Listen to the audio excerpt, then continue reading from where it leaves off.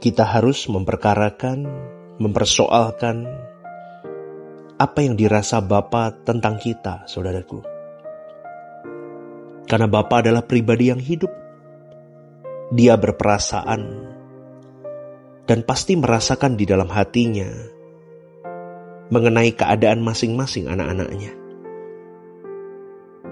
Kalau kita sebagai orang tua yang sudah punya anak, pasti kita bisa merasakan mengenai masing-masing anak-anak kita. Betul kan, saudaraku? Kita juga bisa merasakan terkait dengan orang di sekitar kita, saudara kita, siapa saja, teman-teman kita. Maka mari kita perkarakan apa yang Bapa rasakan terkait dengan hidup kita kepada Dia. Apakah Dia nyaman? Apakah Dia puas dengan hidup kita? Apakah Dia senang dengan hidup kita? Ataukah Dia terluka atau berduka dengan hidup kita? Atau mungkin apakah Tuhan tidak nyaman dengan hidup kita? Coba kita perkarakan hal ini, saudaraku. Karena kita sering tidak peduli dengan perasaan Tuhan. Karena Tuhan tidak kelihatan. Banyak orang peduli dengan perasaannya sendiri. Bagaimana dia bisa memiliki perasaan senang, bahagia, terhormat, dihargai, dia berkutat dengan dirinya. Tapi tidak pernah mempersoalkan bagaimana perasaan Tuhan. Bagaimana perasaan Allah Bapa Elohim Yahweh kita. Kita tidak pernah mempersoalkan perasaan Tuhan Yesus. Bagaimana Tuhan memandang hidup kita. Maka saya mau ajak pada pagi hari ini, kita harus benar-benar dengan hati yang tulus kita memeriksa diri kita. Kita jujur, saudaraku. Ketulusan hati di hadapan Allah, kesediaan kita untuk benar-benar menyenangkan hati Allah. Maka kita berurusan dengan Allah Bapa secara tepat. Karena kita berurusan dengan Allah Bapa bukan sekedar supaya kita mendapatkan berkat-Nya, kuasa-Nya, pertolongannya, apalagi perlindungannya, apalagi banyak lagi, saudaraku. Tapi kita juga mau melayani Dia. Karena memang kita diciptakan untuk melayani Dia. Amin, saudaraku. Allah tidak butuh apa-apa. Sebetulnya tidak butuh apa-apa. Dan tidak perlu apa-apa dari engkau dan saya. Karena siapa kita? Kita hidup hari ini karena Dia, saudaraku. Dia punya segalanya.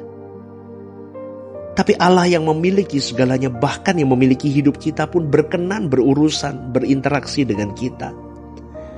Betapa sayangnya Tuhan kepada kita, tapi betapa kurang ajarnya kita kepada Dia. Betul gak, saudaraku? Dia membiarkan dirinya dibuat senang atau dibuat susah, dimuliakan atau tidak dimuliakan, dihormati atau tidak dihormati oleh makhluk ciptaannya, manusia itu sendiri.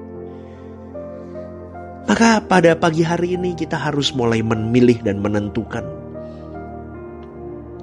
bagaimana tujuan kau hidup.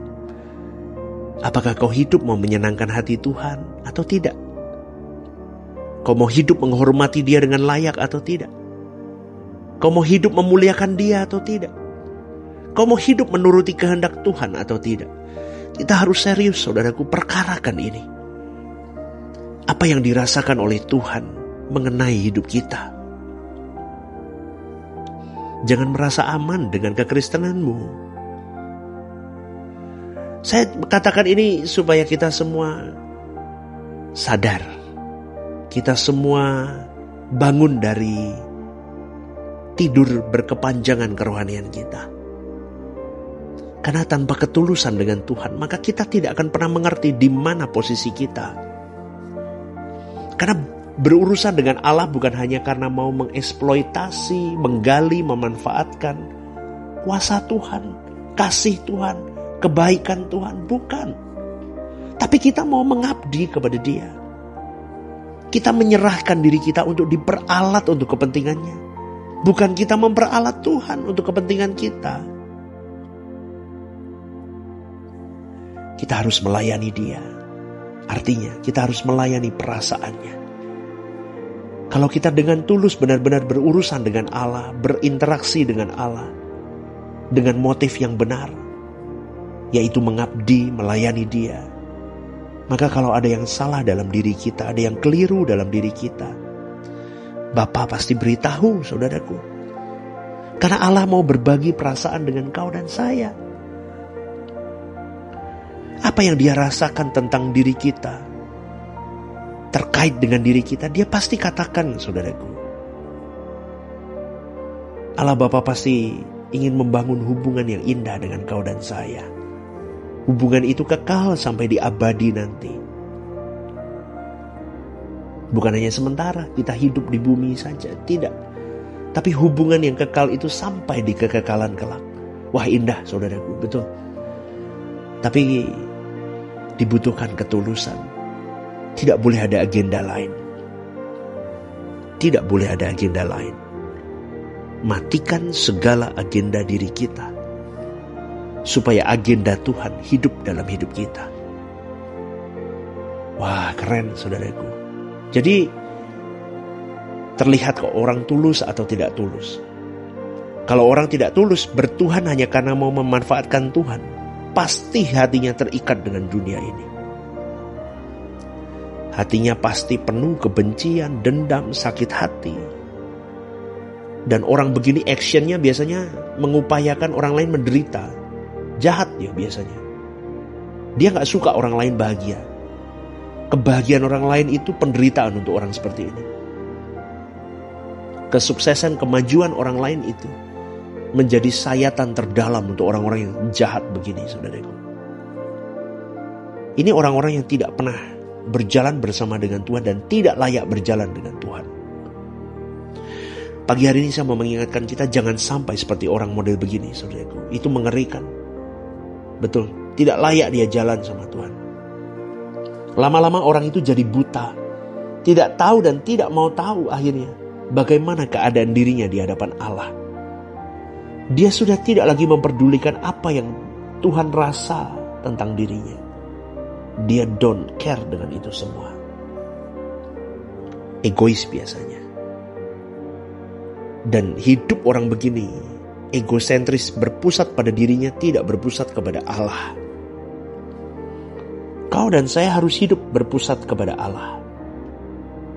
Dan orang yang berpusat kepada Allah, segala hal yang dia lakukan untuk Allah, kepentingan Allah. Karena hidupnya untuk mengabdi dan melayani Allah. Amin, saudaraku. Hari ini sudah jarang gereja yang berfokus hanya untuk kepentingan Allah. Karena iblis memang menjebaknya di situ. Akhirnya hanya untuk kepentingan organisasi, kepentingan oknum, dan kepentingan hal-hal lain yang bukan untuk Allah. Apapun itu, pekerjaan, gereja, keluarga. Wah, ngeri, saudaraku. Maka dari itu, ayo kita serius. Kita katakan, Tuhan, aku ingin lebih mengenal dirimu dengan benar. Aku mau berjuang memperkarakan diriku bagaimana keadaanku di matamu. Tuhan pasti berbicara kok, saudaraku. Apa yang Tuhan rasakan tentang dirimu, Tuhan pasti berbicara. Dia pasti beritahu. Maka semakin hari Tuhan akan semakin membongkar, membuka hal-hal yang tidak patut dalam hidup kita. Apa yang harus dibuang sebelum kita menutup mata di pengadilan Allah suatu hari nanti. Itu PR kita. Dan kalau engkau dan saya berjuang di titik ini ya, hidup kita diberkati loh. Dan itu kehidupan yang sangat diberkati. Hidup yang benar-benar beruntung, lucky, karena kita menemukan kebenaran ini. Kita perkarakan semua hal hidup kita.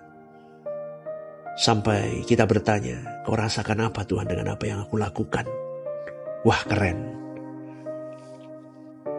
Amin. Kita mulai hari ini ya, perkarakan. Apa yang Allah rasakan mengenai diriku, tentang diriku. Kalau ada hal-hal yang membuat Tuhan tidak nyaman, segera selesaikan dan bereskan. Amin. Ya, kita bertobat, kita berubah. Kita benar-benar hidup hanya untuk melayani Allah saja. Kita hanya hidup untuk melayani Allah Bapa dan Tuhan Yesus.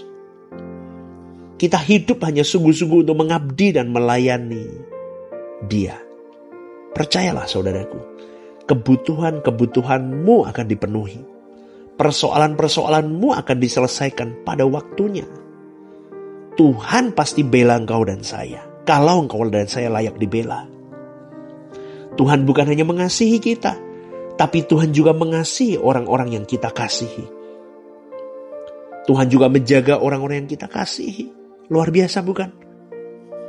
Itulah hidup dalam berkat Tuhan.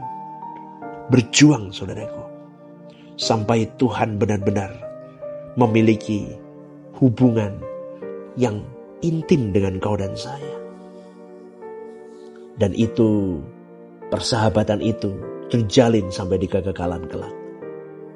Selamat pagi saudaraku, selamat berjuang bersama.